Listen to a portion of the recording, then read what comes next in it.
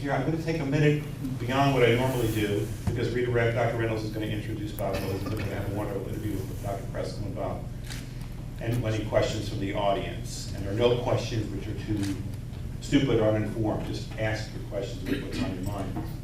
But we're living at a moment when challenged neighborhoods all across the country are suffering from not only large disparities of healthcare, education, economic development, issues of sustainability, environmental sustainability, and all the relative health to issues around economic and environmental justice, but they are losing allies. The federal government and state governments are hard-pressed on revenues to support programs and people in these communities. So at best, we could say, as we go out the next 5, 10 years, that there are going to be stagnant resources there, certainly not increasing resources, at a time when these populations are growing and the needs are even more significant. So higher education has been involved in civic engagement work nationally. I sit on a few of these boards. One of my colleagues in the audience work in these national organizations. Many of us are trying to turn part of higher education to be allies in these neighborhoods by simply aligning our teaching and learning, our co-curricular programs, and of course, what I would call our extracurricular programs, towards these communities where we can sustain relationships, not simply as empathy, not simply as social justice. I use that term, which sometimes gets vilified by certain people on the right, but more as a matter of simply engaging the problems of the day together with our neighbors, and how you learn and increase the learning of what you're studying while also being partnered in solving problems. This is a generation which is galvanized by the new technology, which opens up possibilities for collecting people together in new and interesting ways to solve problems. So at Wagner, some of you know this because you're involved as Bonner leaders or impact scholars or Gort Richmond fellows, or your athletic team has helped restock all the food pantries in our extracurricular programs, or some of you involved in a program called MOVE, one of our football players, which is working with young kids who are really not even destined to finish high school in some communities, and they're working intensely with them. We started that program this summer. Others of you are working in Port Richmond, this community about a couple miles away, which used to be the hub of shopping in Staten Island before the big Verrazano Bridge went up in 1964, when there were about 60,000 people or so living on Staten Island, and now there are 470,000 people living on Staten Island. Demographically, a very changed borough. It's a borough for a separate city, which is larger than Cleveland in population, Detroit, Oakland, California, Miami Beach, St. Louis, so on and so forth, but yet dwarfed by the other 8 million people who live in the other 4 boroughs of New York. But on this community in Port Richmond, which is now not the shopping hub of Staten Island, but 60% mostly Mexican, mostly, I would say, undocumented, some Guatemalans and other Latinos, but predominantly Mexican immigrants, 20% African Americans, who I classify in my own personal way as dispossessed in many ways from the larger opportunities on this island, and 20% or so, it's the balance, white ethnic New Yorkers. So we have partnered with that community. Some of you are doing this work now.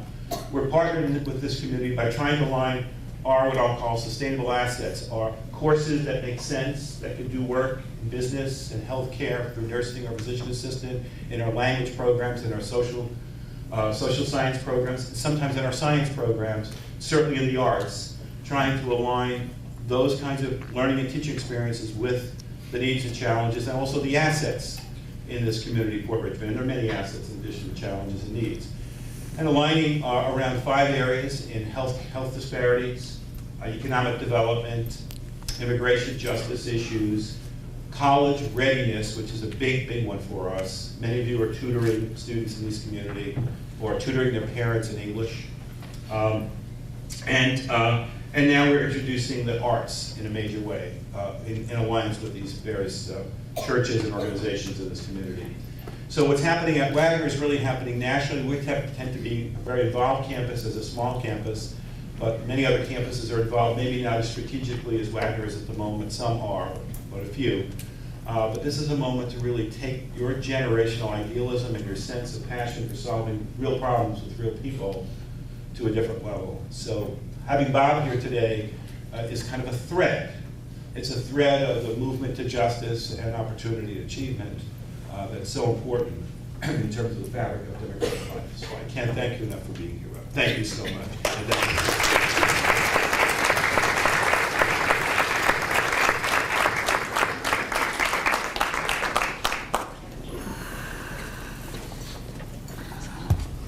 Good afternoon, everyone.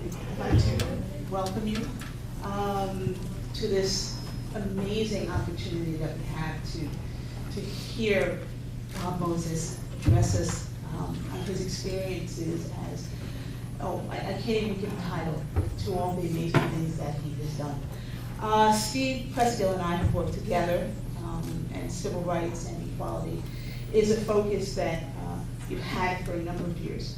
And so to have Dr. Moses here for us is kind of a dream come true. This introduction is a brief one, so please forgive me if I leave anything out. I leave that for you, Dr. Moses, to address. See if I can make some sense of this. But today I have the pleasure of honoring and introducing Dr. Bob Moses. Robert Paris Moses, civil rights activist, community organizer and educator, was born in Harlem in 1935. An intellectually gifted child, Bob Moses worked his way through the New York City public school system and at 17 graduated from Stuyvesant High School. With a scholarship, he went to Hamilton College, where he majored in philosophy and language. At Harvard, Moses earned a master's degree in philosophy. In his early 20s, Bob Moses took part in the fight for equality for African Americans. In 1959, Bob Moses helped Maynard Rustin with the second Youth March for Integrated Schools in Washington, D.C. In 1960, at Rustin's suggestion, Bob Moses went to Atlanta to work with Ella Baker and Martin Luther King's Southern Christian Leadership Conference, or the SCLC. By 1961, after teaching math at the Horace Mann School in the Bronx, Bob Moses was again drawn to the growing grassroots nonviolent civil rights movement in the South. As field secretary for the Student Nonviolent Coordinating Committee, or SNCC, Bob Moses helped organize disenfranchised African Americans to fight for their constitutional rights, which included the right to vote. Civil rights historian Taylor Branch described Bob Moses during his SNCC days this way, quote, "Moses pioneered an alternative style of leadership from the princely church leader that King epitomized. He was the thoughtful, self-facing loner. He was really the father of grassroots organizing. Not the Moses summoning the people on the mountaintop as King did, but the anti-Moses, going door to door, listening to people, letting them lead. The creation of freedom schools during the Freedom Summer in Mississippi were designed to increase voter registration and to educate African Americans who had been systematically denied citizenship rights for generations. SNCC programs to educate and empower the oppressed unleashed a wave of white violence against Moses and the army of civil rights workers who traveled to Mississippi and other parts of the Deep South to end racial apartheid. After numerous personal beatings at the hands of the Klan and other white segregationist groups, the physical and emotional stress of the movement, Bob Moses left SNCC in 1966. In 1967, Bob Moses, now an anti-war protester, was denied a conscientious objector status by the U.S. government. That same year, he moved to Tanzania with his family. In Africa, left largely to himself, Bob Moses taught math and formulated theories on other ways to create a more equal society for African Americans in the United States. In 1976, Bob Moses returned to the United States and realized after teaching math at his daughter's school that more help needed to be done to help minority students achieve math literacy, which, if increased, would directly impact economic equality. In 1982, Bob Moses received the MacArthur Fellowship, also known as the Genius Grant, With the $625,000 grant money, he founded a new movement of education reform called the Algebra Project.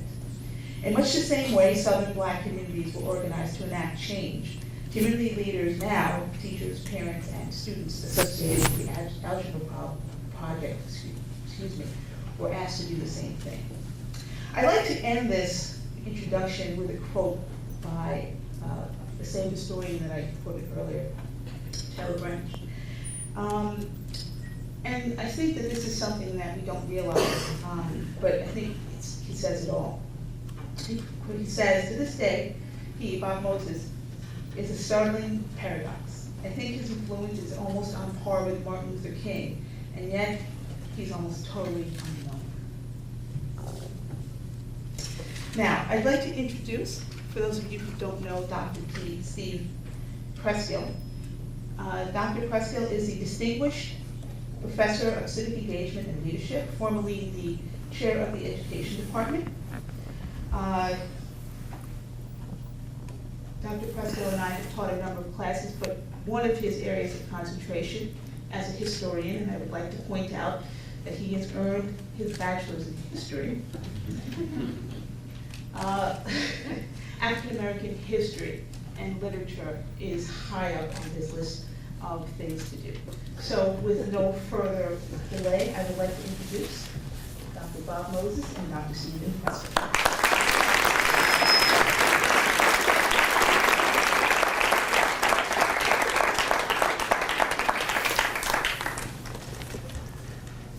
Thank you, Rita. That was absolutely lovely. And Wagner community, thank you for turning out. What a terrific crowd we have here. Standing room only. Well done. So, if you know me, you know that I'm in awe right now, sitting next to Robert Paris Moses. And I agree with everything that's been said about him so eloquently by President Garassi and by Rita. But the chance now to have a conversation about some of the things that he's done and how he's felt about those things and where he thinks we need to go as a nation now is a really exciting one. So we're going to launch right into it. And I think an appropriate first question, given the background that Rita just gave us, is if you didn't know it, you now know that Bob Moses is a born and bred New Yorker. I mean, he grew up in Harlem, and he went to Stuyvesant High School, and he taught at Horace Mann in the Bronx, and he went to Hamilton College in upstate New York, and took a brief sojourn to Harvard to get that master's degree in philosophy. I wanted to ask you, Dr. Moses, what sort of an impact do you think being a New Yorker has had on you? How has it affected how you've gone about your work and the different things that you've done? Right. So, hi everybody. Can you hear me? Supposedly. So I'm mic'd, but I need this mic. Oh, I Okay. didn't know. Okay. Sorry about that. Hi everybody. Hello. Okay. So this is an amazing institution here. I had no idea that there was a residential college here on Staten Island with New York as its backyard, right? That's quite unique. So New York, it's not just growing up in New York, it's when I grew up in New York, right? And I grew up in New York in the 1930s, right? I was planted here in New York when the whole country was in the middle of the Depression, right? There was a riot in Harlem the year I was born, 1935. Black people hit the streets, and it had an impact on where I got to live because of that, the city, in conjunction with the federal government, built the first low-income projects. You know where the Yankee Stadium is, right? So on the Harlem River, and right across the river is the Harlem River houses. We just called it the projects. And so when I was 2 years old, they had 11,000 applicants for 500 places in those projects, right? And so my family was lucky enough to get in there. My mother and father and my older brother, right? He was 3. So we grew up in the projects. So, and basically growing up in New York for me, going up until the time I hit high school, was really living in the projects. And before Jackie Robinson became part of Major League Baseball, we actually had our own little baseball team. We were the only black outfitted team in New York. Mr. Plummer, who had been part of the Negro Leagues in the South, organized our little team, right? And we went around the city on the buses and the trains, right, competing in the white leagues, right?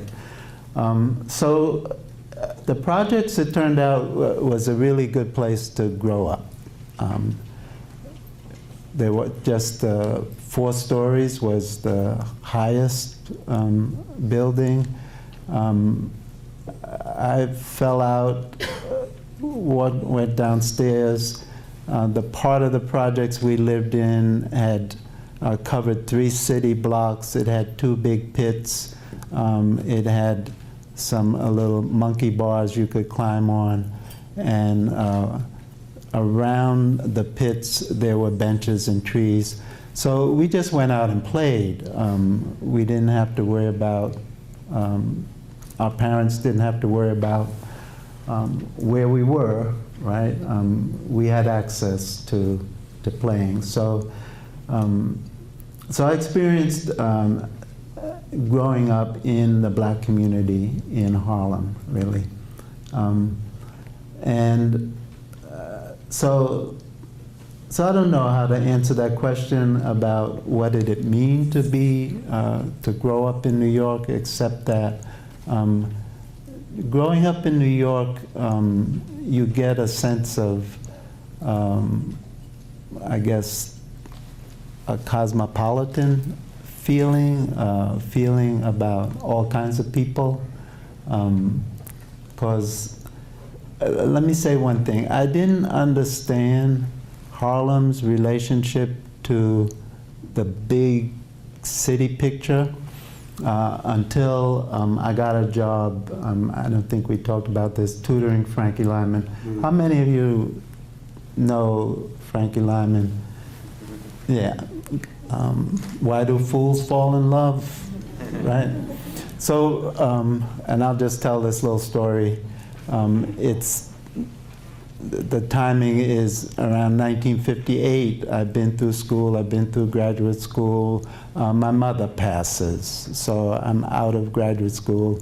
I'm back into New York. My father takes it really badly and he's hospitalized. So I'm looking for a job. And I go to a person that had helped me get into graduate school. He was running the John Hay Whitney Fellowship Foundation. He says, I got a job. We need a tutor for Frankie Lyman. And Frankie Lyman was just 16 years old, and he was going on tour with Alan Freed and the Big Beat, right? And he couldn't go on tour. They were going to pay him, I think he was making about $4,000 a week, right? Which is huge money back in the 1950s, right? But he couldn't go on tour unless he had a tutor, right? So I took that job and was moving around with Alan Freed. Chuck Berry was on the tour. He rode in his purple Cadillac, though. He didn't ride on the bus with us. Right. But what what I learned, what struck me was everywhere we went, there was a black enclave that was attached to a larger white town or city. And so it dawned on me that Harlem was attached in the same way to the larger metropolitan cosmopolitan arena. But we can come back to that question. That's great. I love the Frankie Lyman story too. I had come across that somewhere. Yeah, let me just say a word about that, because I met Frankie's owner, who was running Roulette Records, and he was opening up a nightclub on the east side called Knights of the Round Table. And so I went to meet him at the nightclub. And so I'm a young graduate student, right, and I'm very serious and very determined. So I tell him, you know, I'm not going to stay with Frankie if he won't study for me. Right. And so he says, yes, yes, right. And so we get on, and of course Frankie won't study. Right? I mean, Frankie, it's tragic in a sense, because Frankie's this really brilliant young kid who's reading at a 4th grade level, right? And he's been exploited, right, since he was 12 years old, right, making all this money. He hadn't seen a penny of the money. He's living with his grandmother. They say that he doesn't get a hold of his money until he turns 25. So midway through, I figured out that Frankie is not going to do any work, and I leave. Well, when I leave, Frankie has to leave, right, because he can't be on that tour without his tutor. And he has a personal manager. The guy who used to manage Billy Eckstein was Frankie's manager on the tour, right? So we all had to leave. So they were furious at me until the tour hit Boston. When the tour hit Boston, there was a riot, right? And so all of a sudden I flipped right from being the bad guy to the good guy. I kept Frankie out of the riot, because it would have ruined his name. So they hired me back, right? So we went around, we took a few tours around Central Park. You know, they have the horses and the buggies, right? And then I did that for a week, and I said, well, Frankie's still not gonna study, and I left. So that was my Frankie Lyman tour. Well, we need to get you out of New York. So you have written that the sit-ins woke you up. The sit-ins that begin February 1st, 1960. You're teaching at Horace Mann, I think. And just wondering, what was it about the sit-ins that woke you up? So not Little Rock, not Montgomery, not Brown, not the Emmett Till lynching, but the sit-ins in particular got you excited and got you thinking about going south. Why? Yeah, and so before I answer that question, I have a problem here of who I'm talking to. Right? So it was billed as a conversation between Steve and I, and it's kind of awkward, and I feel like I want to talk to you as I'm answering the questions. So if it's okay with Steve, I'm going to look at you. Absolutely okay. And have a conversation with Steve. I prefer. So here's the thing. The world I grew up in got kind of schizophrenic, right? When I went down to Stuyvesant, I was now just one of a handful of black kids in an all-white environment, having gone through elementary school at PS 90 in Harlem, and then middle school at Stitt Junior High School, and I'll talk a little about that later. And then Hamilton was the same thing. At that time in the country's history, in some senses, to be black was to have some kind of infectious disease, right? And the issue that really brought it home to me was at Hamilton when a roommate wanted to invite me home for Thanksgiving. And he invited me. He told me I was going to, go home with him for Thanksgiving. And then he came back and said, I talked with my mother and we can't have you. And the reason was that he had a young sister who was just 16, and his mother convinced him, and here's part of the problem. It didn't really take a lot of convincing, that if I came and actually lived in his house for a couple of days, his sister wouldn't be able to get a date in the whole city, right? In this little town in New York. So it's like you had something that other people might catch, right? And the people who would catch it were people who associated with you in a certain way that was thought to be inappropriate. And so that was what was going on across the whole southern part of a country, but it was also going on all over the country in different ways, right? So I was living with this inside me when the sit-ins broke out, and for the first time I saw pictures of black young people on the front page of the New York Times. And so the way they looked was, for me, how I felt inside. These were young black people sitting at lunch counters in defiance of the local mores, right? And so I felt like I had to find out about it. My father's older brother was teaching at Hampton Institute, so I went down to see Uncle Bill. The students at Hampton were sitting in at Newport News, and I walked with them. They sat in. Wyatt T. Walker came down to do the mass meeting. Now, Wyatt eventually became the executive director of King's organization. This is 1960. He was a minister in Petersburg. He announced that they were going to open up an office in Harlem where I was living for King. And so I got the information and went back and made the organizing meeting, and that's where I first met Byard. History is a little funny. I find myself, there's a character in history called Bob Moses, right? And I read about him with great interest. Right? And different people write different things about him, and different people put him in different situations, right, that he was not in, right? And so one situation I was not in, and it's not your fault, Rita, but it's in some book someplace, that I met Byard and helped him organize the March of 1959. Well, I didn't. Right?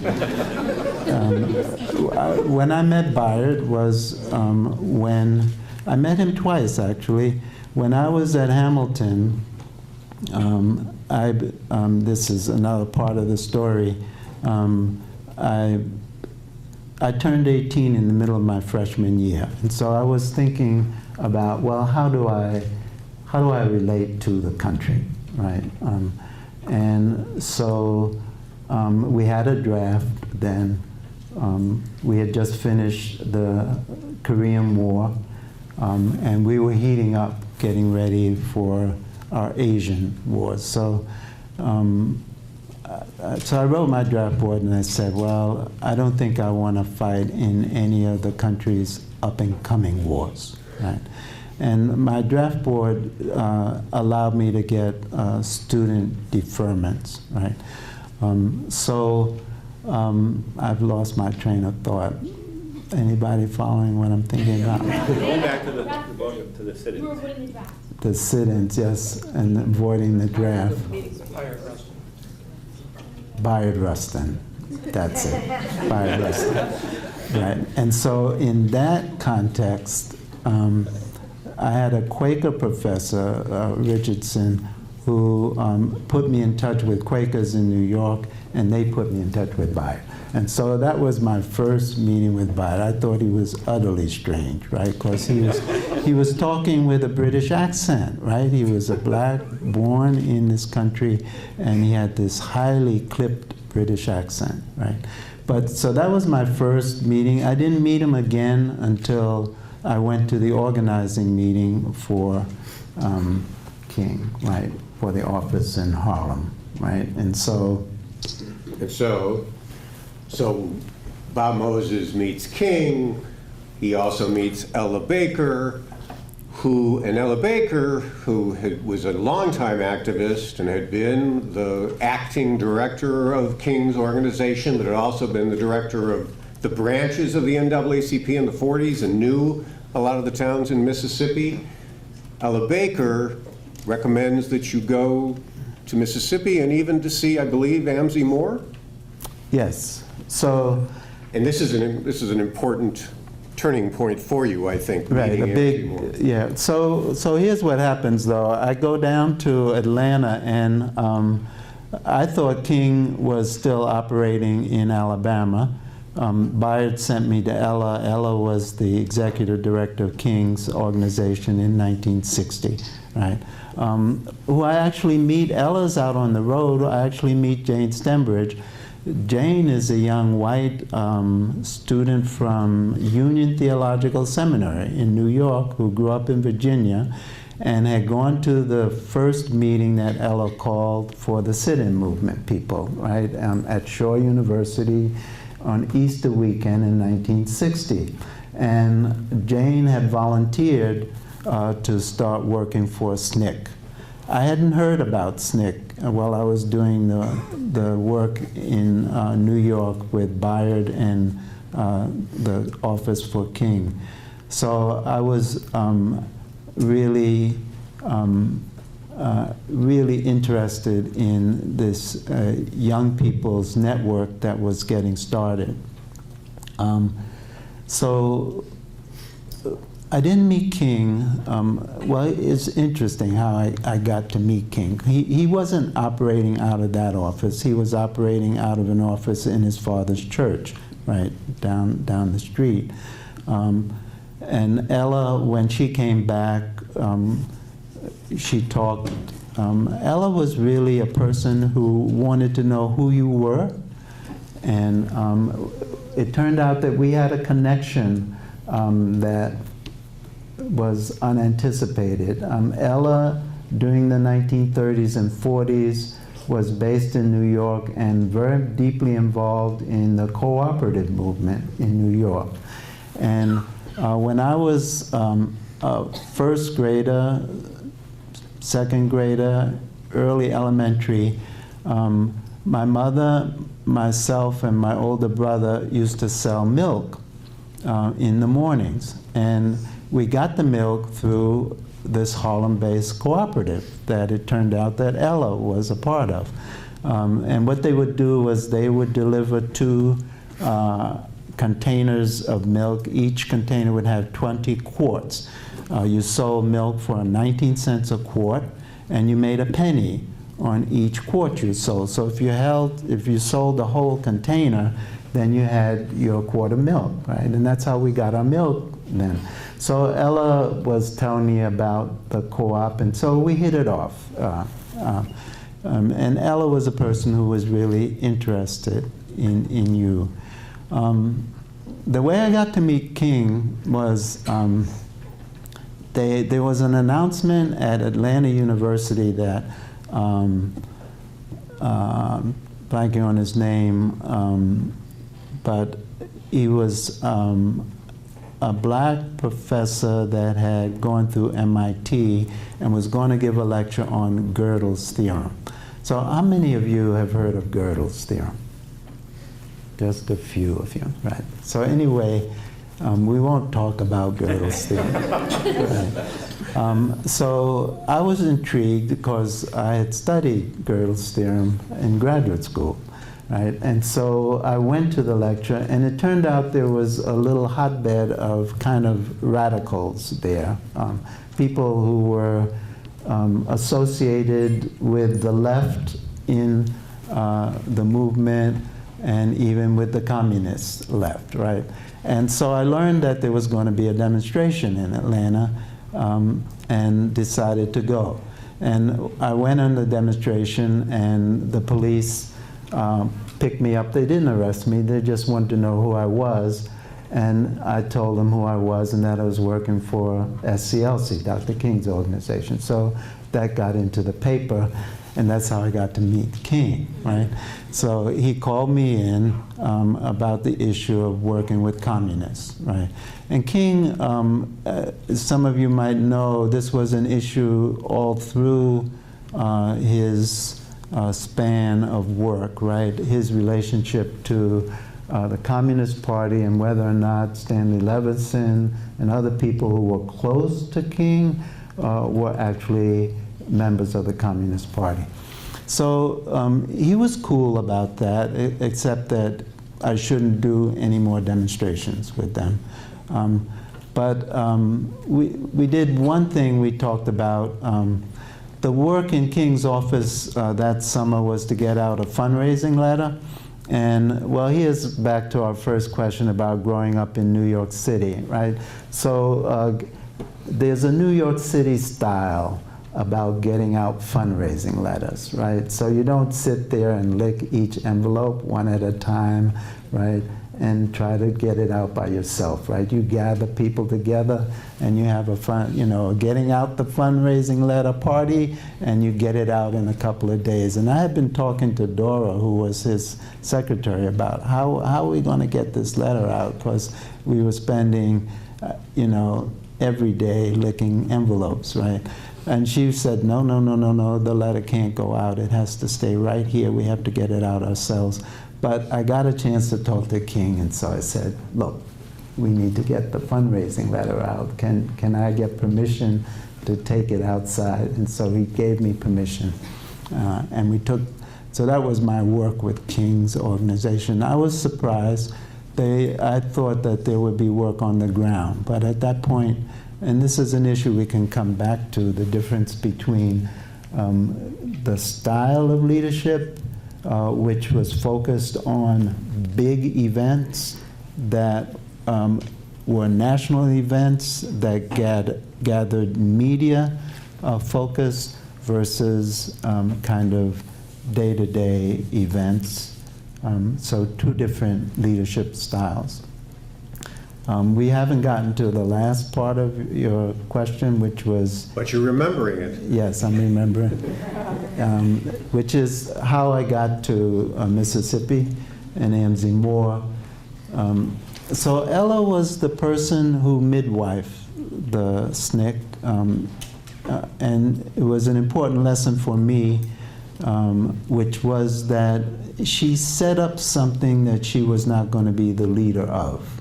So if you ask yourself, well, so what's the difference between an organizer and a leader?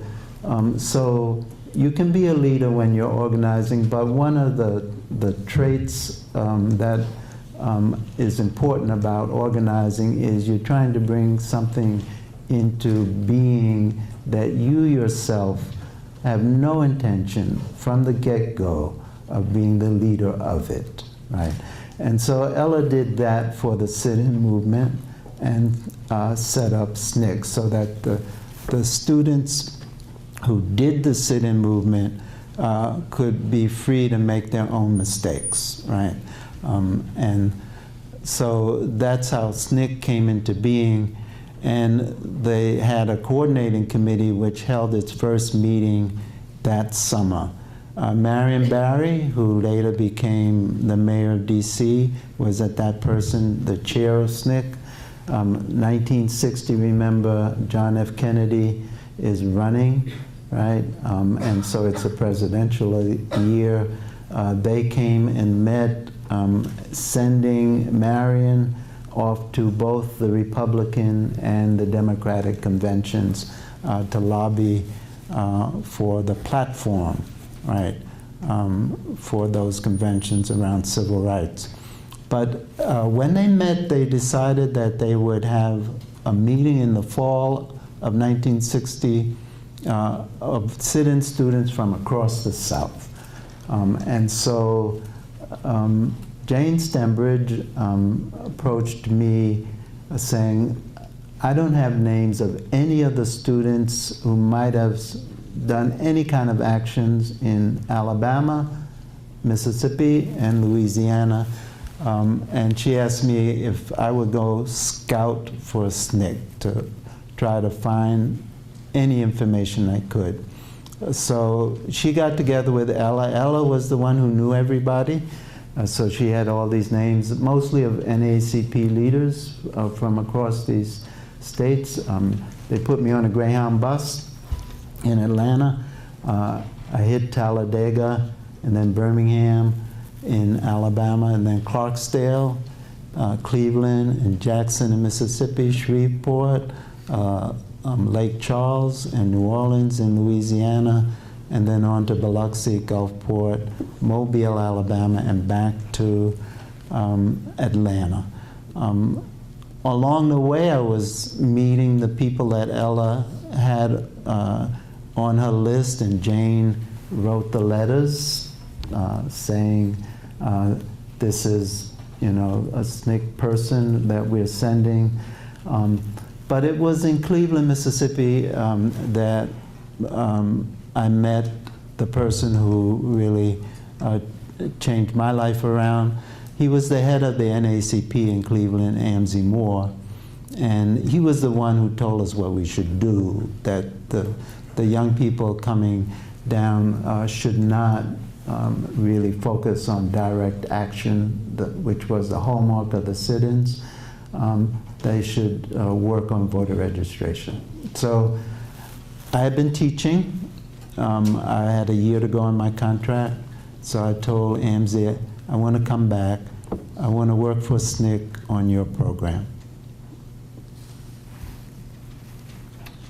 There you go. And SNCC, about this time also, divides into two factions, one focused on direct action and one focused on voter registration. Does this come out of the decision to focus on voter registration in Mississippi in particular? No. Okay. So what happens is, you remember the Freedom Rides carry the sit-in movement into Mississippi. So we've just been talking about July and August of 1960. The sit-ins start, remember, in February and run through that spring, right? And so the conventions are happening that summer, and there's the famous letter, I don't know if it's Jack Kennedy or Bobby Kennedy, writes to King, and remember, blacks in the South are voting Republican. They are not, if they're voting at all, right? They're not voting Democrats, right? And this is an interesting part of the history that we really could touch on here. But so King, that letter from the Kennedys to King helped swing the election, right? I think he actually makes a call to correct. A call, right? okay, right. Bobby Kennedy or? John himself makes a call. Makes a call, okay. So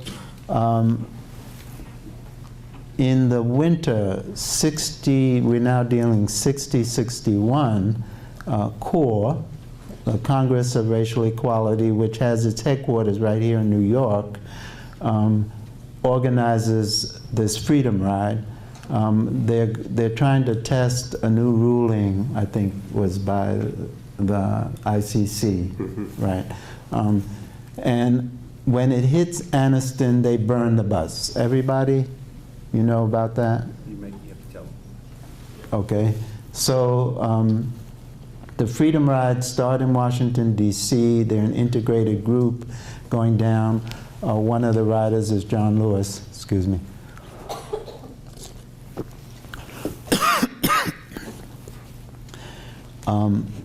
When it hits Anniston, they bomb the bus. Now, a year earlier, I had been on that same Greyhound bus trip, but I was a little smarter, right? I mean, you know, they saw me off at the bus station in Atlanta, and SNCC was the direct action people, and so they were expecting me to sit in the front. And so I did, right? I got on the bus and I sat in the front until we got to the Alabama line, right? As soon as we hit the Alabama line, I went to the back, right? And so when the bus, my bus that I was going on to make my tour hit Anniston, the highway patrol came on, but he couldn't distinguish me from anybody else in the back of the bus, right? So this happened across the tour, right? When I was going on the bus from Clarksdale to Cleveland, everybody came down to see me get on the bus because they wanted to know if SNCC was going to sit in the front, right, or in the back, right? So I would sit in the front until the bus started, and then I would move to the back, right? So, of course, from my point of view, well, I had a job to do, right? And so my job wasn't to get arrested and confront the authorities. My job was to try to find people who would do that, right? Not me, right? So anyway, the Freedom Rides, when the bus got burned, it got, you know, international attention, and John Kennedy put the pressure on Farmer, who was the head of CORE, to abandon the rides and fly to New Orleans. But John Lewis was part of the Nashville student movement, and Diane Nash and James Lawson and the people in the Nashville student movement would not be moved, really. And they insisted that they were going to get back on the bus, right? And so there's that whole history of the bus going from Anniston, or I think they picked it back up in Birmingham, I'm not sure. They got mobbed in Birmingham, and then they took it on to Montgomery and got mobbed down there again in Montgomery. And there was the standoff between the feds, the civil rights movement, and the state. So if you think about our country, there are three really forces always at work from the point of view of the country as a constitutional democracy. There's the federal government, that force. There's the state government, that force.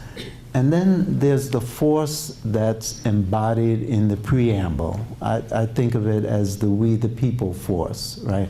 And so John and Diane and the sit-in movement is an embodiment of the preamble's idea that really it's we the people who have responsibility also for this constitutional democracy. And so they took the sit-ins into Mississippi. It was striking. When I was there in 1960, I would walk down the street in Cleveland, and I was just a stranger and no one paid any attention.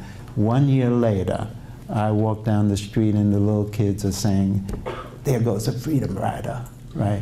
So the Freedom Rides had penetrated the consciousness of the whole state of Mississippi, and certainly of the black population in Mississippi. When I went there in 1960, Father LeBove was a black Catholic priest, about 40 years in his 40s, who was running the parish in Mount Bio, which was an all-black town about 10 miles north of Cleveland. And AMC took me up there to meet him and said, "This is where we're going to start our voter registration work." And he had already been running off copies of the Mississippi State Constitution and holding classes for people to read and psychologically, if not actually, prepare themselves for going down and answering questions about the Constitution. When I came back a year later, They had transferred him out. He was down on the Gulf Coast, and so we didn't have a place to actually start.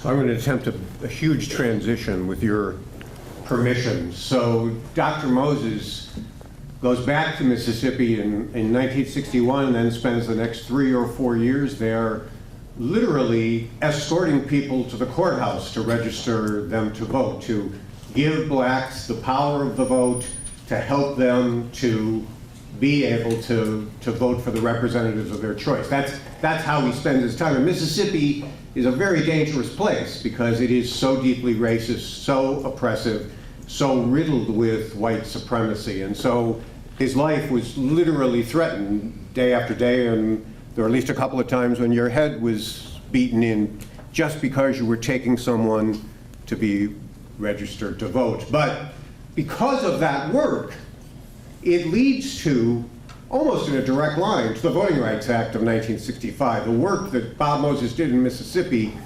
leads to this huge impact where people really can really count on this right to vote as of 1965 and beyond. So if the issue of the 60s was the right to vote, the right to these basic human rights, Bob Moses decided the civil rights issues of the 1980s and 1990s and beyond are education. And that leads us, in some sense, to the Algebra Project. Do you want to talk a little bit about how the Algebra Project is an extension of your civil rights work? But so actually, we can connect the two. I'm on the witness stand in Greenville, Mississippi, in the spring of 1963. Right? And the situation is this: to get all these things that Steve just talked about together. We had been grease gunned on the highway. Now, a grease gun is like a machine gun, right? And so there were 9 bullet holes on the side of the car. There were 3 of us up front. Jimmy Travis caught the bullet. He was driving. I was sitting next to him. And Randolph Blackwell had come over from Atlanta to oversee the voting, right, to talk to us about the voting. And we were driving from Greenwood to Greenville on the highway to take him back to a plane, right? So after that happened, SNCC, we all regrouped and focused on Greenwood in sort of response to this terrorism, right? So we got arrested. We were taking hundreds of sharecroppers down to register. The issue, again, to tie all these things together, was food. The LaFleur County had cut off their federal food allotments, and so we raised food in Chicago, shipped it down. Dick Gregory came down. We were taking hundreds of people down. We said, look, if you want this food, the reason you don't have it is because of the politics, so you need to get political and go down and try to register. So hundreds of people were going down to register. Kennedy is still president. Bobby Kennedy is your attorney general. Burke Marshall is the assistant attorney general for civil rights. And John Doe is the chief litigator, right? So we get arrested. Burke has our cases removed to the federal district court in Greenville. When the trial comes, we bus over, right? Bus loads of sharecroppers from Greenville. So the courtroom is packed, right? They're sitting packed on the benches, standing along the walls. I'm on the witness stand. John Doe is in front of me. The judge, federal Judge Clayton, leans over. Why is SNCC taking illiterates down to register to vote? So education and sharecropper illiteracy is the subtext of the right to vote. And so basically we say, well, the country can't have its cake and eat it. It can't have denied a whole people access to literacy, to its politics, and then turn around and say, you know what, you can't do politics because you're illiterate.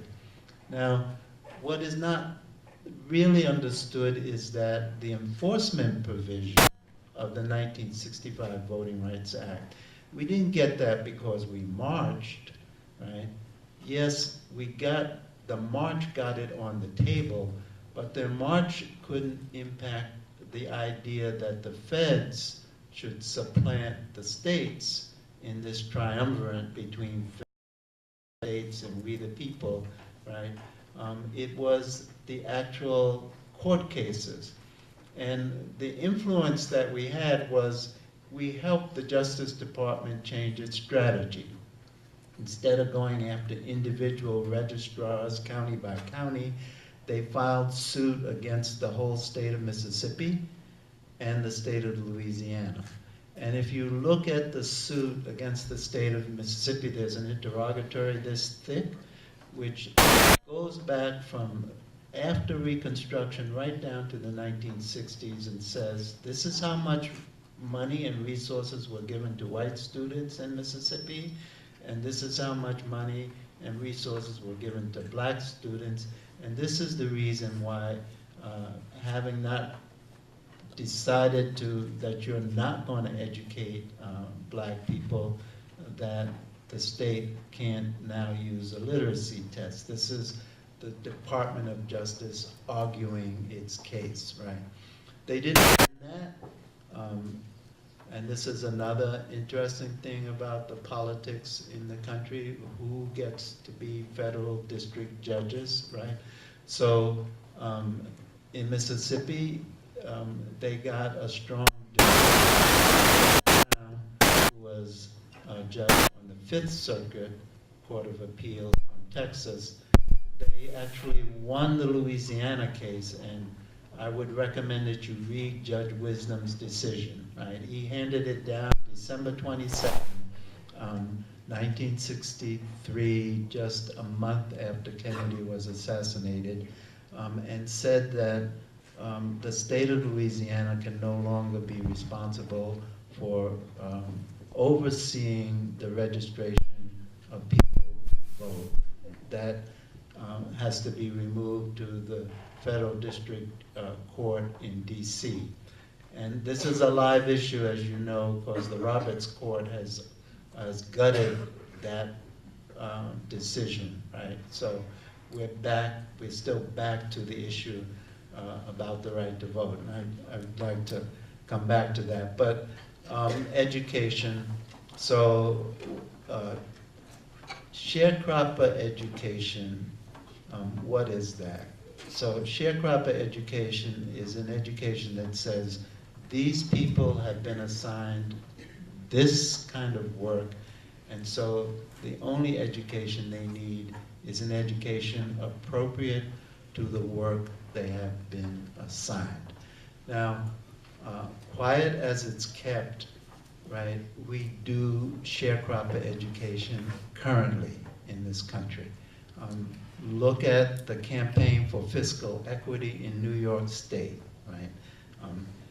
The campaign for fiscal equity in New York State filed suit, right?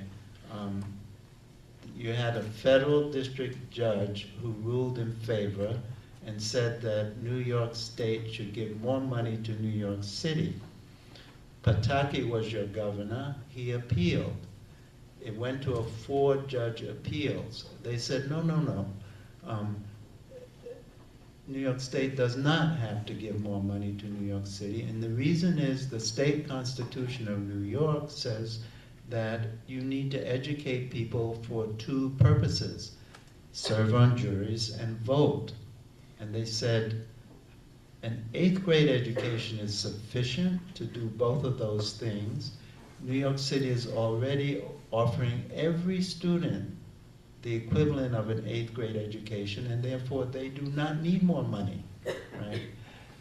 One of your judges, Judge Lerner, said, look, there are a lot of low-paying jobs. The people who do those low-paying jobs don't need this other kind of education, right? So that is your 21st century version of sharecropper education, right? It's going on right here in your city, right? Now that eventually went up to the whole Supreme Court, and they overturned that. And the problem, of course, is that the judges don't have money, right? And so it went to your state legislature, and it's still there, the issue, well, who gets how much money, right? It's still a big political football. Let me back up. a little about this issue because it's something you should understand about the constitutional moment that the country is in.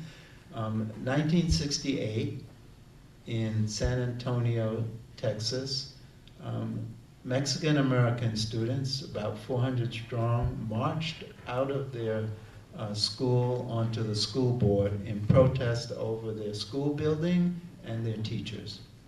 Their mothers took their case to court. It ended up in the Supreme Court in a case called Rodriguez versus San Antonio and was decided in 1971. Justice Powell was the Chief Justice. And what he said was, look, you can't come to the federal courts for equity relief, for relief about funding for your schools. And the reason is there is no substantive constitutional right to an education in this country.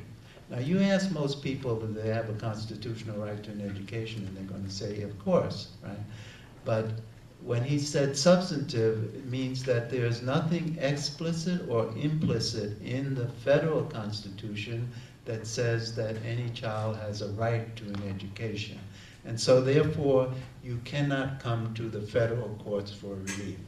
So your New York State case is one of 45 cases. So in 45 different states around the issue of equity with education. You need to read the articles written by Goodwin Liu, L-I-U, who is a member of the Supreme Court of California. And he is making the argument in Yale law school journals, Yale, NYU, and Iowa, 3 different articles, that we are not going to solve this state by state because the biggest discrepancies in our country are not within states, but between states. And so if we're going to have a national solution, it's not going to come about because we go state by state with equity suits, right? Which is why you're such a strong supporter of this movement for a constitutional amendment to ensure a quality education for all, right? Yes, right. So that's part of Dr. Moses' current work. Right, right. So let me put that in this context. Do you know about the letter issued by Francis Biddle, who was Attorney General of the United States in 1941 when Roosevelt was president? So you should look it up. I think it's Circular 3951. The Attorney General of the United States on December 12, 1941, issues a circular to every Attorney General, state Attorney General, and tells them that the FBI should no longer prosecute peonage as poverty, right? They should prosecute it as indentured servitude and slavery, right? And the story behind that is written in the book by Douglas Blackman called Slavery by Another Name, right? And Douglas Blackman is a really an interesting person. If we have time, I'll talk a little about him. But what he does in his book is he documents the continued existence of slavery in the formation of this country's steel industry, right? In Alabama and Georgia, right? From the end of Reconstruction right down through the 1930s, right? Tens of thousands of young black men are rounded up as vagrants, right? And enslaved in the steel and coal mines in Alabama, right? And this practice goes on right up until World War II. Now, why did they stop at World War II? What was going on? Well, 5 days earlier, Japan invaded Pearl Harbor, and Roosevelt now needs black men to serve in his army right? And so he has his attorney general put a stop to this practice. So Blackman is saying, in effect, that legal slavery comes to its final end with the beginning of World War II, right? I've lost my train of thought now again. I've forgotten how I got into this, what we were talking about. Constitutional right to education. Constitutional right to an education, okay, and yeah, okay. So what I was saying is that Jim Crow, which you should think of in Blackman's metaphor, slavery by another name. So Jim Crow was slavery by another name, right? And we got Jim Crow out of three distinct dimensions of American life. We got it out of public accommodations, we got it out of access to the vote, and we got it out of the National Democratic Party. We haven't talked about that yet, but we did not get it out of education, right? And so it's kind of the unfinished business for me of the work of the 1960s. So let's talk about one more thing about your education work, and that's the Algebra Project specifically. You've said that access to algebra and technical fields and scientific fields that go with that is a civil rights issue of the 21st century.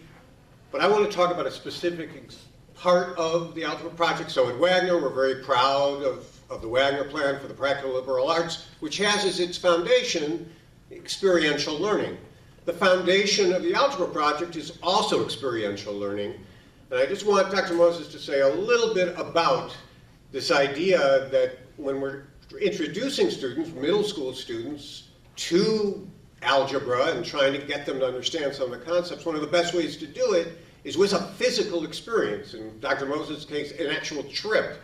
So, and to move from the physical to the more abstract. It's a very interesting way of thinking about how to get students to engage with algebra. So if you could just share a little bit how you came to that, and then we'll let the audience ask some questions. Okay, and in doing that, I want to touch on three distinct dimensions of that. One has to do with the work that we did in the 60s, because the Mississippi Theater of the Civil Rights Movement, one of its unique features had to do with the way in which it ran its meetings so that the great unwashed, if you like, the sharecroppers, the domestic workers, the day laborers, could actually become part of the political process, right?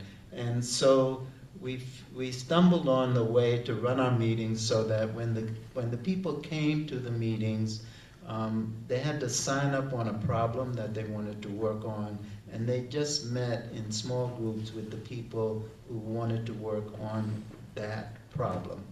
And so out of that came the practice of actually participating in the meeting in a real way and going from the meeting to work on a problem and reporting back.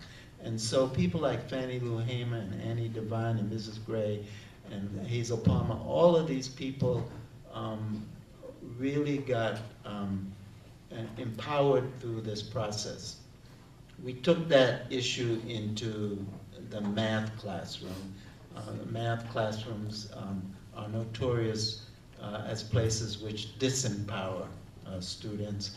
So we asked ourselves the question, well, how can we organize math classrooms in a way so that students are empowered? When I was at Harvard in 1956, 57, 58, in the philosophy department, the star of Harvard's philosophy department was Willard Van Orman Quine. Now, Quine was a mathematical logician. He wrote textbooks and did research in mathematical logic, and a philosopher as well. And his interest was in the issue of mathematical truth. and whether or not it differed from truths of theoretical physics. But what he said was that elementary arithmetic, elementary logic, and elementary set theory get off the ground by what he called the regimentation of ordinary discourse. So you take the language that people speak, the street speech, right? The street language. Any language that people use to get around their daily lives, right? And you, so to speak, straitjacket it. And you get a language that nobody speaks. And that is a conceptual language that underlies all of the symbolic representations in the sciences and math, right? And so we took that idea of Quine's and wedded it to experiential learning, right? You know, experiential learning at 12 o'clock, there's an event that happens, and then at 1:15, you think about it, right? Reflect on what happened, and then at 1/2 you develop a conceptualization of your reflections. And then at 1:45, you have the application of your conceptualization. So what we did was insert Quine's ideas between 1/4 and 1/2. So between the reflection and the conceptualization, we asked people to develop what we call their people talk, right? Whatever they think about what happened. And then we introduced the idea of features. Now, the thing about mathematical features is they're too obvious to pay attention to, right? And so if you ask students to talk about the features in what they have described about what happened, they will typically ignore the mathematical features. Not because they don't know that they are there, but obviously they're there. And so why talk about them if they're obvious? Obvious is what we don't talk about, right? And so that's one of the issues why math is difficult, right? And then we teach them how to develop what we call feature talk, which is Quine's regimented language, right? So in this process, right, what is important is the idea that the language that the students own, right, the street language that they actually use to get around their day-to-day lives is not an obstacle to the language of math and science. It's a ramp. It's a highway. It's a way into the language of math and science, except you can't access it through a textbook. It has to be accessed through some common experience that they all do together, and therefore can generate their own language about that experience, and therefore you can then take their language and use it and show them how that language can be transported into a language which nobody speaks, right? And the important part here is that there is no privileged linguistic access to the language of math and science, right? It doesn't matter that you don't speak the King's English, right? What matters is that you have a way of using the language you own to get into the language of math and science. So the Algebra Project has worked really hard at how to do that as students transition from arithmetic ways of thinking to algebraic ways of thinking. That's great. Thank you. So now we're going to take some questions from all of you. I think we have mics coming around. We've been all over the map on different issues, a little bit on Mississippi, a little bit on the constitutional amendment issue, a little bit on the Algebra Project. But if you have questions about anything that's been discussed or some other things that haven't come up, please feel free to raise those. So who's got one?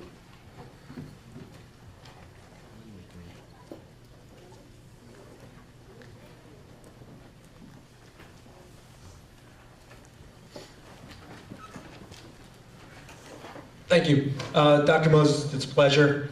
A little disappointed you're not wearing your overall self for this, that we're famous. I had a Two quick questions. One, how can I get you to come and speak at my high school that I teach at? The second one, though, is when I teach, I spend about 2 days on Freedom Summer. I think it's one of the most important events. Very, the kids just get a lot out of it. One of the things, though, is there something that the students today can relate to in terms of what you went through? You get thousands of volunteers from across the country in an era where there is no social media. You mentioned how you were shot at. You had other people like Herbert Lee, the 16th Street Baptist Church bombing, people being killed, being unpunished. Is there, for myself in my early 30s and the students here and my high school students, is there something today that they can relate to? Thank you. So there is a ballot initiative that's going to take place in Mississippi this summer.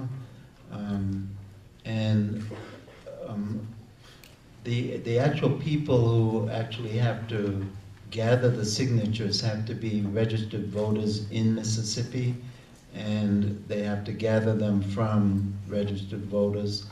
And they are planning to gather around 200,000 signatures to get a ballot initiative that is voted on in the 2015 election, and they have to gather those signatures by October 1st. But as part of this initiative, there's a whole group of young people, many of them from Mississippi. So like the 22nd, a week from next Saturday, I go back down there. They're having a meeting of a couple hundred of young people, college age, high school, at Hines Community College, around this issue, right? But along with that, there's a gathering of young people from all across the country who are connected to this issue, and will be coming down to Mississippi from June 25th to 29th when we do the commemoration of Freedom Summer. And we really are not interested in just reflecting and commemorating. We really are interested in what are strategic ways to move forward. Is there some consensus around work that needs to be done? My own sense is that the generation, the people who are between 10 and 40 years old now, 30 years from now will be between 40 and 70 and will be running the country. So one of the big issues for that cohort of young people is whether or not the idea of constitutional people is extended to young people. Young people are not constitutional people in our country in the sense that they have constitutional rights. And they certainly need, for the 21st century and beyond, a constitutional right to their education. So I think this is a huge issue for the young people to confront. And so this ballot initiative is like a tiny step, but it's an important step in the sense that it's a we the people step. That is, they've got to gather forces from among people to actually do this. And if it can be done in Mississippi, then the question is, well, what other places, what other states are good places to target to have some kind of initiative that people think about that they need. And I'd be glad to come. Where's your high school? Madison High School. It's about Jersey Shore, about 45 minutes from here. Okay. So so if we talk afterwards, I can give you the contact information. Absolutely. Yeah. Yeah. Great. Other questions?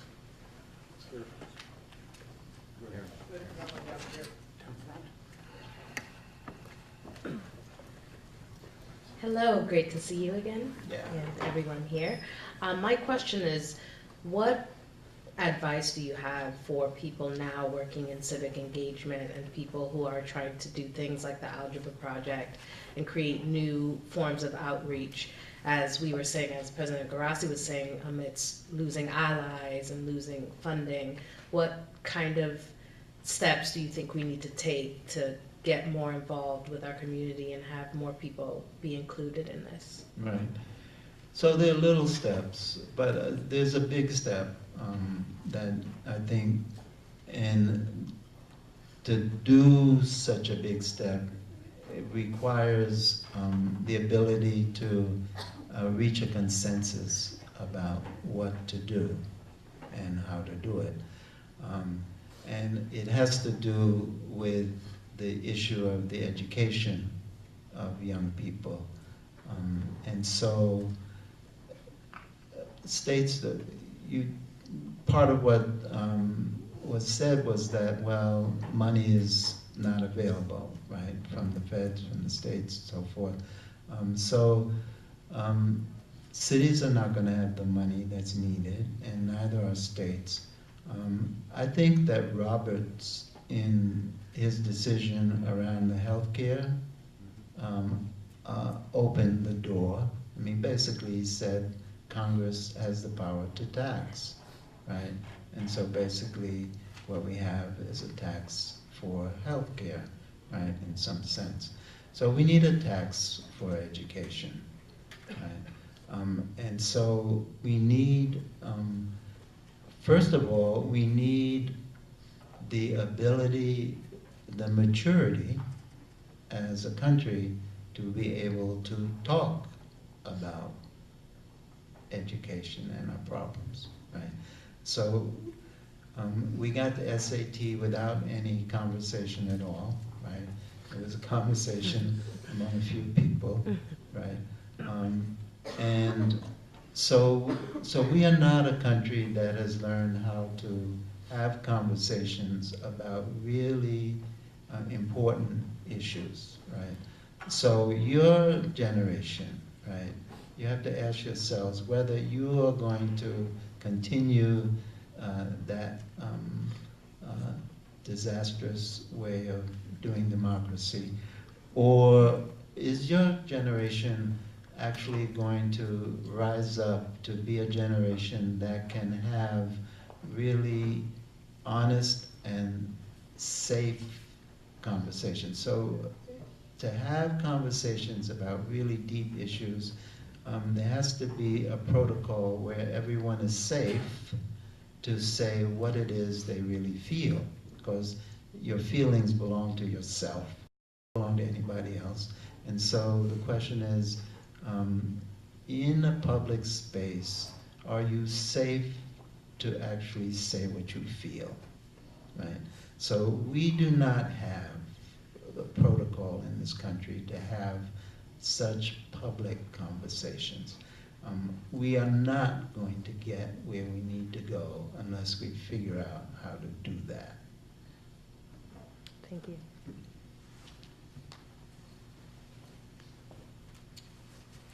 Here. Well, thank you for coming to our school. I wanted to ask on the subject of education equality while we were in the college setting. What is your opinion of the equality of a college education? You mean here at Wagner? As a whole. That's a whole.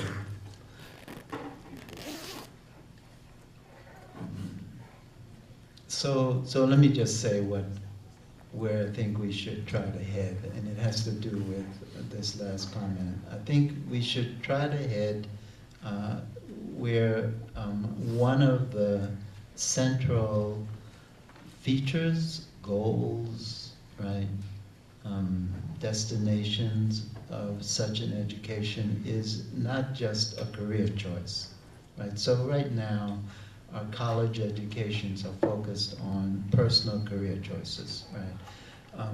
What is lacking is the idea that you are educating yourself to be a public person who understands that part of your job as a public person is to participate in public discussions and have a public voice.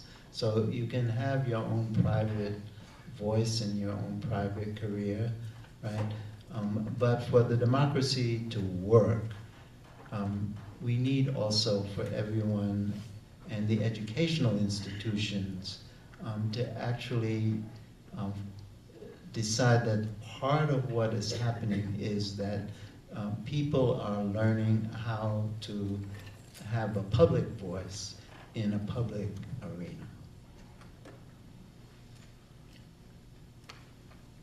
Is there one up there? Okay. Other questions? Oh, here's a, okay. Thank you for coming to our school, again, as pretty much everyone else has said. As you know, organizations such as SNCC were really successful in the civil rights movements with accomplishing everything that they did accomplish. As other similar student-run organizations such as the Baltimore Algebra Project, for example, as they try to accomplish similar things for education, it seems a lot that they're kind of dismissed as not understanding that there isn't always funding or resources available to allow a quality education to be shared by every student. Do you think that Baltimore Algebra Project and similar groups can look back on SNCC and see what they did to have such success and try to use that themselves to further the cause of equal quality education? Yes, so I actually ran across a group from the Baltimore Algebra Project in Miami a week and a half ago. I go to Miami. We have an algebra project at Northwestern High School in Liberty City, so I go down there once a month and spend a week in the classroom. They were down there as part of a national gathering of, I think it's Alliance for Educational Justice, which is a national group and the Baltimore Algebra Project is a part of that. And so the Baltimore Algebra Project, like other parts of the Algebra Project network, and the Baltimore Algebra Project is a spin-off, right? It runs its own show, but all of them have really sort of been informed by the legacy of particularly the Mississippi theater of the civil rights movement and this organizing effort. They have a dilemma. I don't know that they haven't figured it out. They do radical actions, right? So they have had civil disobedience. They've sat down in the middle of the street and blocked traffic, right? They've done citizens' arrests of superintendents, right? So radical action scares people away, right? They also want to build a base. They want to have more people be part of it. So that's part of what they're struggling with, right? The need to express themselves in radical ways, but the need also to organize, right? I mean, if you think about the work in Mississippi, it actually, took root when we figured out that our only radical action was going to be talking to people to get them to figure out if they wanted to go down to register. We would accompany them, but we weren't going to, in Mississippi, do other kinds of radical actions ourselves, right? When we had the student walkout in Macomb in the fall of 1960, and SNCC organized or helped, that walkout, and it scared the community, right? And divided the black community, right? So that's a dilemma moving forward, right? What are the actions that need to be taken, but also how are you going to actually bring enough people together so that you can actually impact policy, right? Very helpful answer. I think we're going to take one more question. I think one thing that, like in this country, I feel like we generally don't have a respect for education. Like we like our politicians to be uneducated. We almost elected Sarah Palin, arguably, because she could see Russia from her house. But like, how does that play into why we don't educate certain groups of people or properly, or I don't know, does that? Why we don't educate like our politicians? I don't know. Trying to think about you. Like, Anybody have an answer to that question? Anti-intellectualism in American life? No? like does Maybe somebody else wants Yeah. to handle that question. like you It's a like good does that question. connect to our problem with education? Like, Yeah. The lack of Anybody public want to talk about conversation. that? It's really good. That connects to our difficulties in having public conversations about difficult topics. Maybe she gets it. And valuing that conversation. I think this, our high school teacher. I was just going to throw out some educational jargon real quick, because I was going to have a question that's kind of related to this. If there's any education majors in here, I mean, now we have things like Common Core and ARC and all these mandated tests. Are all these testing and continuing to do this stuff falling in line with the goals of something like the Algebra Project? Or is that going to continue with this almost inequality of education where the school in a low-income area is not going to do as well, and we're going to continue to blame that and then yell charter school, and then a newly elected mayor is going to come in and close a whole bunch of them? I mean, is the initiative of where the country is heading as a whole to test to see results, is that in line with just saying, we just want to make sure you know so you can get a job later on and move on? So let me just give a thumbnail and sketch about that. We've been in conversations with ETS, the Educational Testing Service. There's a segment of ETS which is concerned with something called the achievement gap, right? So we have been talking with them about floating a different metaphor. Instead of floating this metaphor about an achievement gap, whether or not they would work with us to float a metaphor that the country should have a standard for the kids in the bottom quartile on their math, right? Because this is what we work on.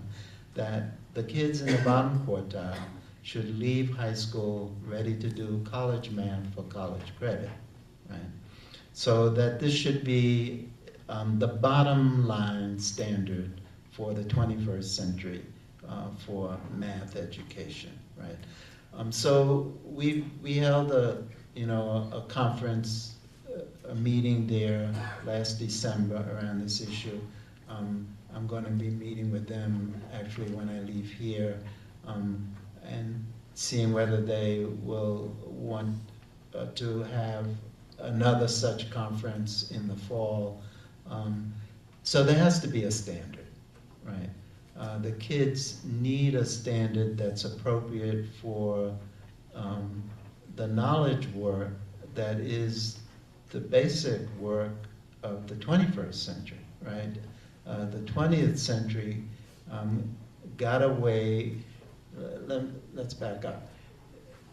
We are living planet-wide in a transition from industrial to information age technology.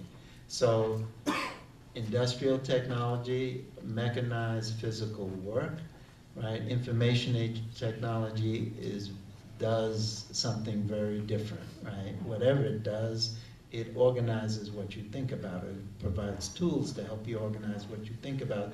This is an enormous transition, right? It plays itself out in the literacy requirements. So the 20th century, the sharecroppers we were working with, what the judge was talking about was their reading and writing literacy, right?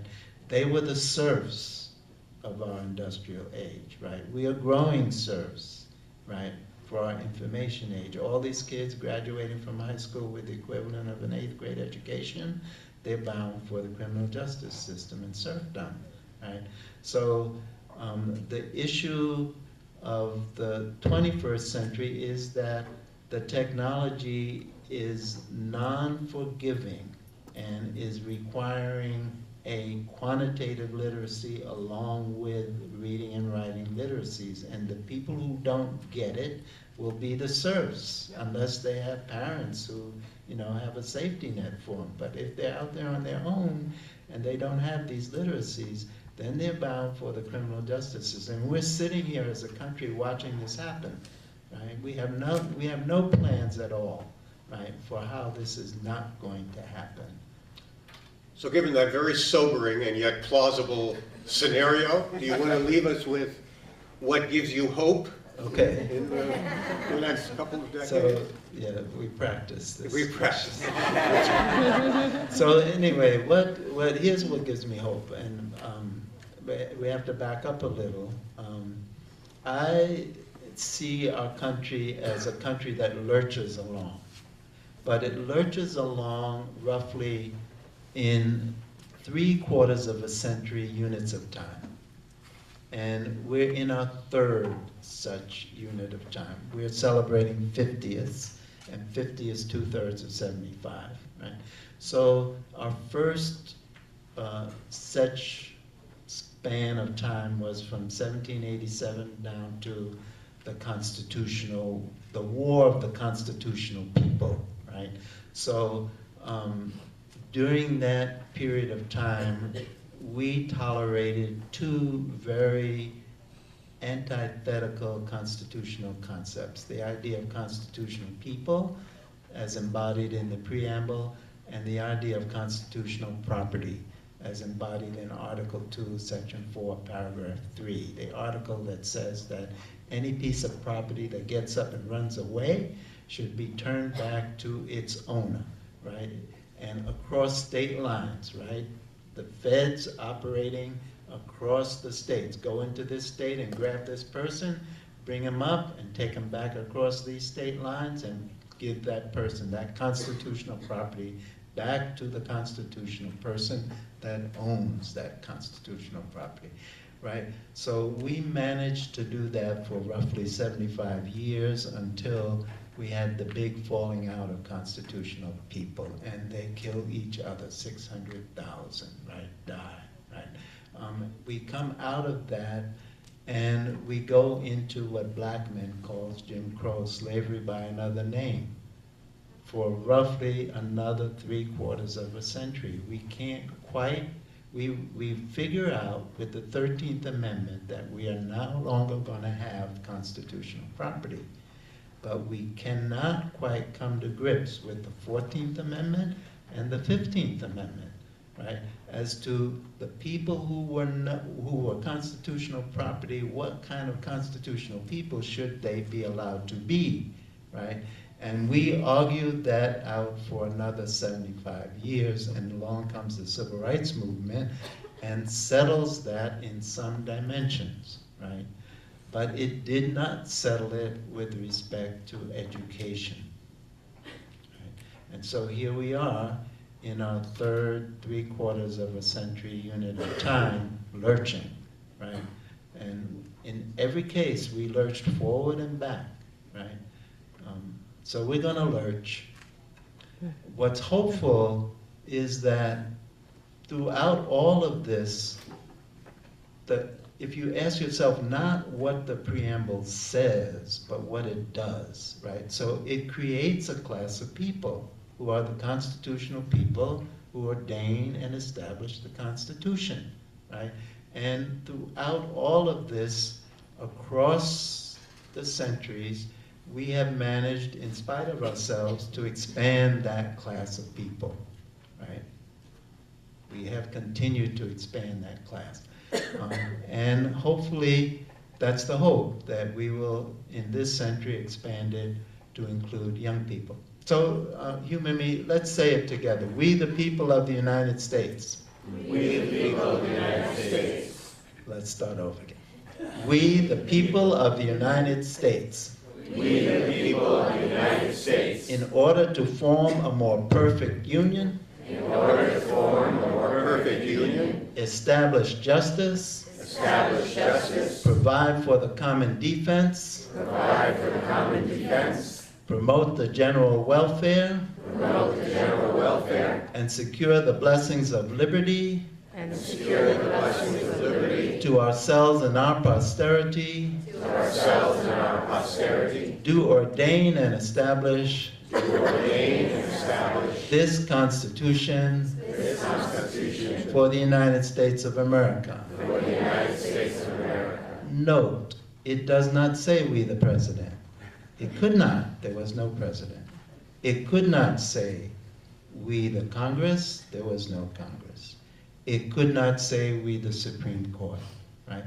It could not even say we the citizens, right? There was no country there to be citizens of. And importantly, it did not say we the citizens of the several states. It could have said that, but it did not say that. If it had said that, we would be a very different country. Right? So we the people lies there. It's a tool, right? Right? We take it for granted, but it's a tool. The question is whether we are strong enough to use it, right? Thank you. That's a whole.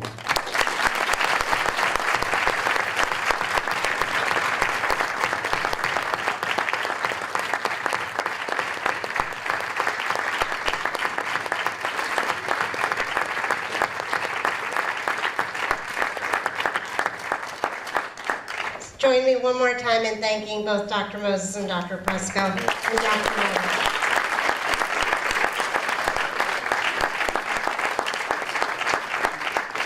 Dr. Moses will be signing books outside, right outside here, for a little bit and answering questions personally.